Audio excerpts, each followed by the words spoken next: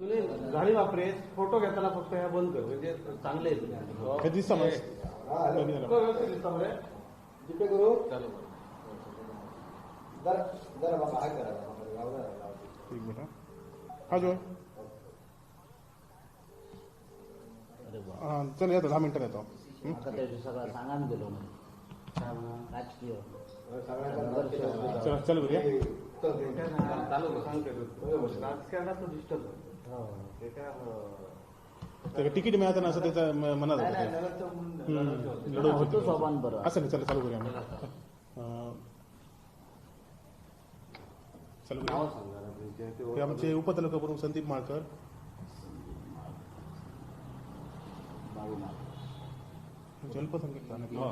अल्पसंख्याकचे उपजिल्हाध्यक्ष ते रियाज खान उपजिल्हा अल्पसंख्याक बांधा बातमीत ना लागेल तुमचं फक्त आणि हे मुलांना ते का आणलो आता ह्याच्यामध्ये अडू का लाईम लाईट मध्ये उपजिल्हा ते काय फक्त बातमीमध्ये बघतात जिल्हा प्रमुख ते जिल्हा उपजिल्हा प्रमुख तू महाविकास आघाडी आणि आमचे सुनील गावडे विभाग प्रमुख माझगाव तो नको तुमचं शेजारी नाही काका सांगा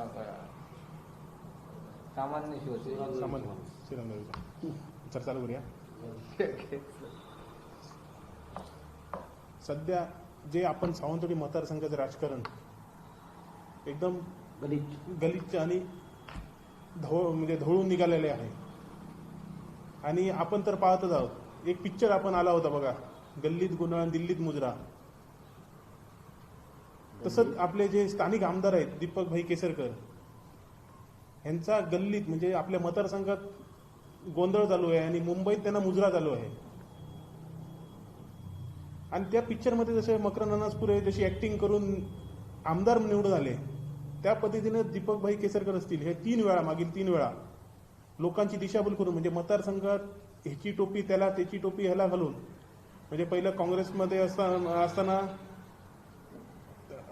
काँग्रेसला टोपी घातली नंतर राष्ट्रवादी असून प्रवीण भाईंना टोपी घातली नंतर आमच्या शिवसेनेत आले शैलेश परब साहेब इच्छुक होते इथे आमदारकीला त्यांना टोपी घातली आणि आता त्यांचे मित्र पक्ष आहेत त्यांना टोपी कुठेतरी घालू पाहत आहेत आणि एकंदरीत राजकारण आपण पाहिलं तर एकामेकामध्येच यांचा धुसफूस जो चालू आहे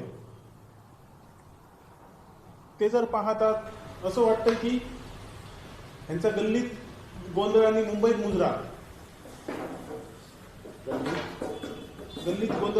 मुजरा ह्याच पद्धतीने यांचं राजकारण चालू आहे मतदारसंघ पुढे वाऱ्यावर सोडून ते मुंबईच्या दौऱ्यावर असतात आणि अंतर्गत अशी आम्हाला माहिती मिळते की शिंदे गटाचे नेते असतील किंवा भाजपचे वरिष्ठ नेते असतील ते ह्या राजकारणाला कंटाळून ह्यांना बाजूला करण्याच्या दृष्टीने त्यांचे प्रयत्न चालू आहेत आणि एवढे मोठे आंदोलनं त्यांच्या विरोधात होत असताना मित्रपक्षाची आंदोलनं होत असताना ह्याच्यात असा आम्हाला संशय येतो की ह्यात वरिष्ठांचा हात असल्याशिवाय हे त्यांचे जे मित्रपक्षाचे कार्यकर्ते एवढे तुटून पडणार नाही आणि कुठेतरी ही आज आम्हाला शिवसेना उद्धव ठाकरे आपल्या पक्षाला संधी आली आहे आणि भविष्यात येणारा जो विधानसभा मतदारसंघ आहे त्याच्यात नक्कीच आपला भगवा फडकेल. आपण आज मागील 3 दिवसापासून शिवसंपर्क अभियान चालू केलंय आणि पहिल्या पट्ट्यात आपण सह्याद्रीचा पट्टा पुरा गाव टू गाव म्हणजे प्रत्येक बूथ वाईज आपण लोकांची गाठीभेटीचा कार्यक्रम घेतला. खरंच एक सांगायला शोकांतिका वाटते की गावच्या गाव ओस पडले म्हणजे तरुण पिढीच गावामध्ये शिल्लक नाहीये. घरात एक नाही तर 2 जाणती माणसं शिल्लक राहिली. आम्ही चौकशी केली असताना असंच आम्हाला निदर्शनास आलं की इथे रोजगाराची संधी नाहीये. मागील 15 वर्ष ह्या मतदारसंघाचे आमदार त्याच्यात 7.5 वर्ष मंत्री राहून सुद्धा एखादरी रोजगाराची संधी उपलब्ध करू न शकलेले असे निष्क्रिय आमदार आपल्या सावंतवाडी मतदारसंघाला लाभले. ते सुरुवातीचा काळ बघितला तर काता व्यवसायापासून जी सुरुवात केली ती आता 5 स्टार हॉटेलपर्यंत त्यांची हे आली. म्हणजे काता व्यवसाय राहिला बाजूला, कात्याचा चोथा झाला, त्यानंतर हॅप्पी एग आलं, अंडी आली चांद्याच्या बांधातनं आणि त्यानंतर आता मल्टी 5 स्टार हॉटेल आलंय. आपलं लोकांना रोजगार देण्याचं म्हणजे त्यांनी सगळं तोंडाला पानच पुसलेली आहे. सेट टॉप बॉक्स देतो म्हणाले, त्याचं काय झालं माहित नाही. प्रशासकीय आपली जर बघायला गेलं तर एसटी स्टँडची काय दुरवस्था आहे. आपलं पंचायत समितीचं कार्यालय मागील 5 वर्षापासून 10 वर्षापासून ते बांधतायत, ते कुठे आता तरी बांधलं तेच आम्हाला समजत नाही.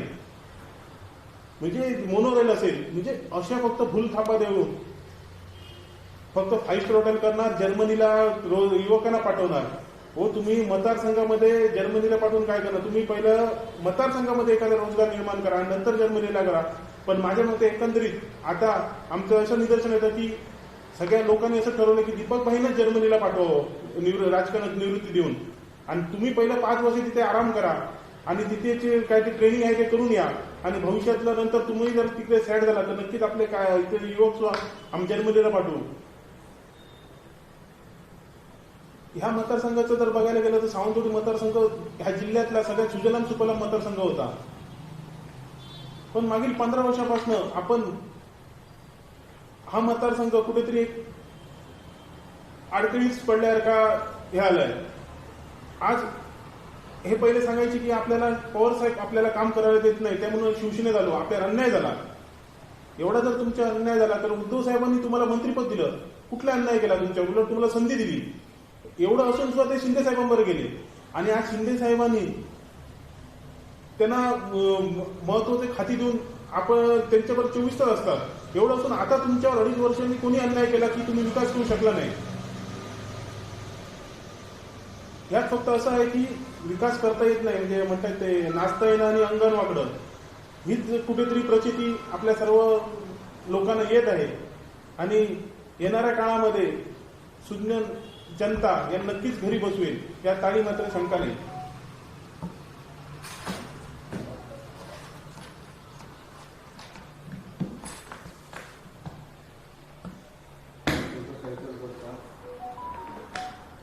तुम्ही एक म्हटलं की तुम्हाला काहीतरी इन्फॉर्मेशन मिळाली आहे की केसरकरांना शिंदे बाजूला करू पाहत आहेत.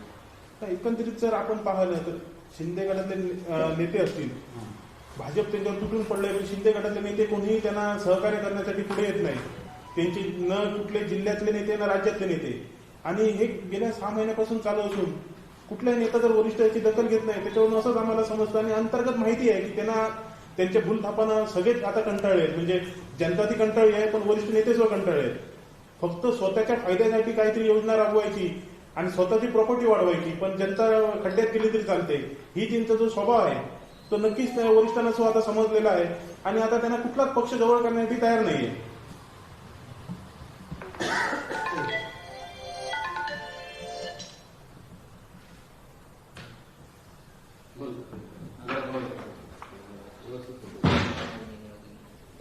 आंबोली गेल्यासारखा गंभीर प्रश्न कधी सावंतवाडी तालुक्याचा एक जमीनविषयकचा एक वेगळा महसूलचा एक आत्मासारखा विषय आहे.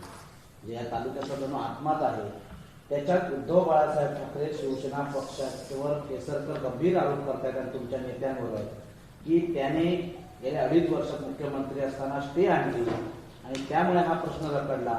आता सुद्धा बघितलं तर उद्धव बाळासाहेब ठाकरे शिवसेना किंवा महाविकास आघाडी तुमची इंडिया त्या विषयावर कुठेही काही भाष्य करताना दिसत नाही.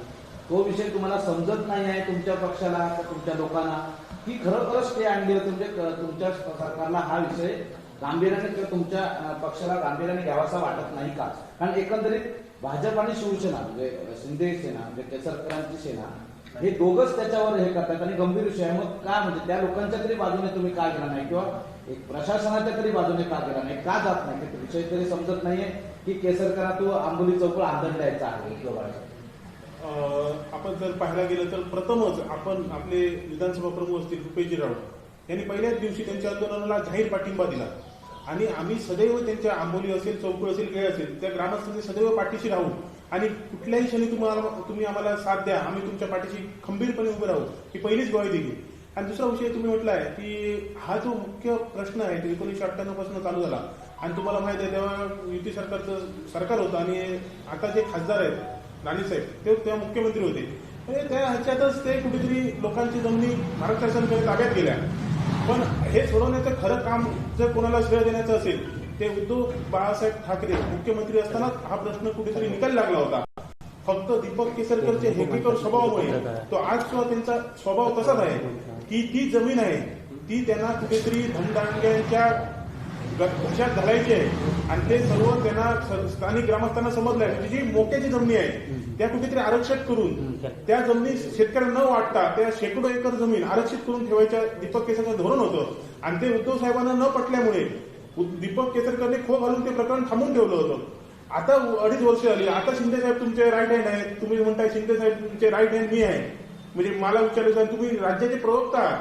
शिंदे साहेब तुम्हाला कायम तुम्ही शिंदे साहेबाबरोबर दिसता. असं असून आता तुम्हाला कोणी अडवलंय? आता तुमच्यावर भाजपचेच पदाधिकारी व कार्यकर्ते पेटून उठले. आता सुद्धा त्यांचं तेच धोरण आहे की ती जी मोक्याची जमिनी आहे ते कुठेतरी आरक्षित करून धनधान्याच्या घशात घालावं. त्यांनी जो काल आरोप केला होता की ह्या जमिनी बळकावायचं काम चालू आहे आणि त्याच्यात बरेच राजकीय पुढारी आहेत. जर तुम्ही स्वतः नसाल तर कोण आहे ते तुम्ही नावं जाहीर करा, नाहीतर तुम्ही राजकारणाचा संन्यास घ्या. तुम्ही आरोप करायचे आणि गपचूप जाऊन मुंबईला बसायचं हे आता चालणार नाही. नाहीतर असाच आम्हाला समज होईल ग्रामस्थांना आणि तिकडच्या ग्रामस्थांना बऱ्यापैकी समजलंय. तुम्ही तिकडे जाऊन बघा की हे सगळ्या जमिनी ह्या इतर कुठल्याही पक्षाला नाही पण दीपक केसरकर यांनाच आपल्या मित्र म्हणजे जे म्हणतात आपले मित्र आहेत मोठे मोठे बिल्डर मायनिंगवाले त्यांच्या गळ्यात कुठेतरी त्या जमिनी घालायच्या आहेत असं निदर्शनास येतं आमच्या.